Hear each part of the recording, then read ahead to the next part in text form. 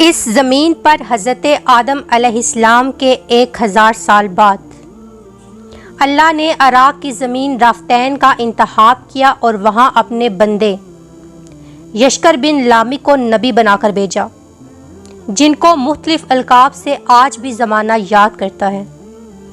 کوئی اللہ کے اس نبی کو عبد الغفار کہتا ہے، کوئی عبد الجبار تو کوئی الیاس، اور کوئی کشتی والا نوح کہتا ہے۔ حضرت نوح علیہ السلام حضرت ادریس علیہ السلام کے پڑپوتے ہیں اور حضرت آدم علیہ السلام کی 10ویں پشت میں سے ہیں۔ وہ قوم اس وقت دنیا کی بدترین قوم تھی۔ وہاں ظلم کرنا، نفسانی خواہشات پر فخر کرنا اور بتوں اور شیطانوں کی پوجا کرنا عام تھا۔ اللہ کے نبی حضرت نوح علیہ السلام بار بار بچپن سے ہی ان کو سمجھاتے رہتے، کائنات کا مالک ایک اللہ ہے، اس نے ہر ایک چیز کو بنا دیا۔ حضرت نوح علیہ السلام جب اللہ کی تبلیغ کرتے تو ان کی قوم ان کو پتھر مارتے تھے کہ وہ پتھروں سے ڈھک جاتے۔ تاریخ میں لکھا ہے کہ 900 سال تک آپ نے تبلیغ کی بار بار، لیکن افسوس سوائے چند مساکین اور غربا کے کوئی بھی آپ پر ایمان نہ لایا۔ آپ اپنی امت کے لیے اتنا روئے، اتنا گریہ کیا کہ آپ کا نام ہی نوح پڑ گیا۔ پھر اللہ نے آپ پر وحی نازل کی کہ اے نوح، اب یہ تیری قوم ہدایت نہیں پائے گی۔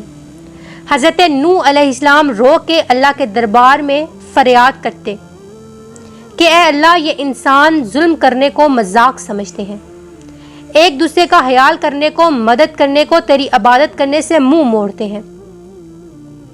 اے اللہ، میری قوم کو نیست و نابود کر دے۔ جیسے ہی حضرت نوح علیہ السلام نے یہ بد دعا کی تو اللہ نے پیغام بھجوایا، اے نوح، ایک کشتی تیار کر، آن قریب تیری یہ قوم برباد ہو جائے گی۔ بس اللہ نے وحی کے ذریعے حضرت نوح علیہ السلام کو بتایا کہ کیسے کشتی کو بنانا ہے، اور وہ کشتی بنانے لگے۔ جیسا کہ نوح علیہ السلام جس بستی پر رہتے تھے تو وہاں نہ سمندر تھا، نہ درخت، نہ دریا۔ اللہ کے نبی نے اپنے ہاتھ سے درخت اگائے، اب لکڑی سے بڑے بڑے تختے بناتے، پھر لوہا لاتے، اس سے کیل بناتے، پھر تختوں کو جوڑ کر اس میں کیل جوڑتے گئے۔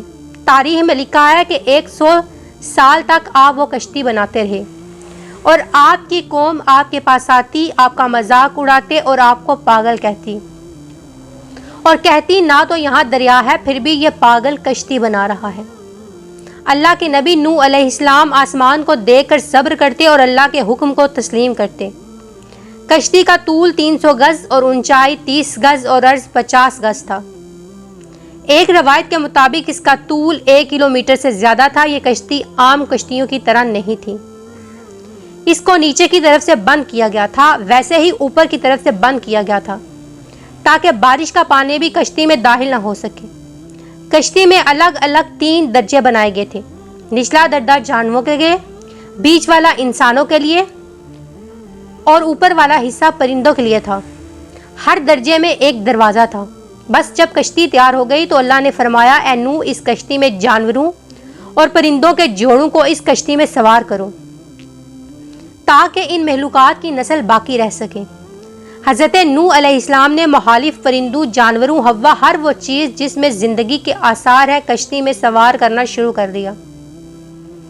پھر آپ نے انسانوں پہ اپنی حجت تمام کرنے کے لیے کہا، آؤ اور کشتی میں سوار ہو جاؤ۔ یہ کشتی کشتی جب بھی آئے گا وہ اللہ کی امان میں رہے گا۔ وہ پوری قوم ہنستی رہی اور آپ کا مذاق اڑاتی رہی۔ تاریخ نے لکھا ہے آپ کے ساتھ تھوڑے سے ہی لوگ تھے جن کی تعداد بعض کتابوں میں سے بتائی گئی ہے، جن میں آپ کے 3 فرزند عام، سام، یافز اور ان کی بیویاں بھی موجود تھیں۔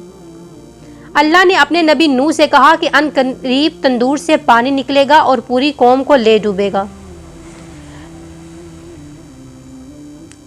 نوح کی قوم ہنس رہی تھی کہ تندور سے پانی نکلنے لگا۔ لوگ اس پانی کو دیکھنے کے لیے دور سے آتے اور ہنستے، لیکن کچھ ہی دیر میں ان کی ہنسی خاموش ہو گئی، کیونکہ وہ پانی اتنا بڑھ گیا تھا کہ ان کے گھر ڈوب رہے تھے اور اوپر سے بارش بھی برس رہی تھی۔ وہ کافر یہی سمجھ رہے تھے کہ یہ طوفان کچھ دیر کا ہے، یوں وہ اونچے اونچے پہاڑوں کی طرف جانے لگے۔ ان کافروں میں اللہ کے نبی نوح علیہ السلام کے بیٹے کو بھی شامل کیا ہوا تھا۔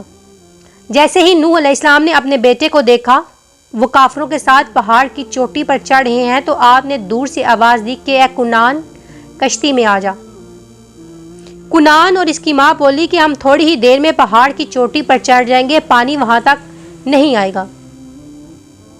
بس پانی اتنا بڑھ گیا کہ نہ کوئی پہاڑ نظر آ رہا تھا نہ کوئی درخت نظر آ رہا تھا۔ بس وہی لوگ بچے جو اللہ کی کشتی حضرت نوح علیہ السلام میں تھے۔ پانی زمین سے 10,000 گز بلند تھا، پانی بڑھتا رہا اور چڑھتا رہا۔ 40 دن بعد پانی کا بھرنا ختم ہو گیا، بارش بھی رک گئی، لیکن چاروں طرف پانی ہی پانی تھا۔ تقریباً 5 ماہ تک کشتی پانی میں ہی طواف کرتی رہی۔ کشتی کسی بھی جگہ نہ ٹھہری۔ بلاآخر دریائے دجلہ کی مشرق کی سمت میں ایک پہاڑی جسے کوہ ارادات کہتے ہیں، اس کی ایک چوٹی کا نام جوتی ہے۔ اس کی اونچائی تقریباً 13,000 فٹ ساحل سمندر ہے۔